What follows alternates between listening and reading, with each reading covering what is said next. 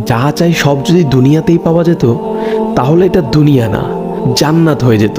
কিছু এলোমেলো ঝড়, কষ্টের দমকা হাওয়া, কিছু অপ্রাপ্তির ভিড় তোমায় কষ্ট দিবে, যন্ত্রণাগুলো পাহাড়ের মতো দেখবে, মাঝে মধ্যে বুকটা ভারী হয়ে আসবে। তবে কখনোই হতাশ হইও না, ভেঙে পড়ো না, কারণ এটাই দুনিয়া। এখানে সব চাওয়া পূরণ হবার নয়। মন যা চায় তাই যদি পেতে চাও তবে অবশ্যই তোমায় জান্নাতে যেতে হবে।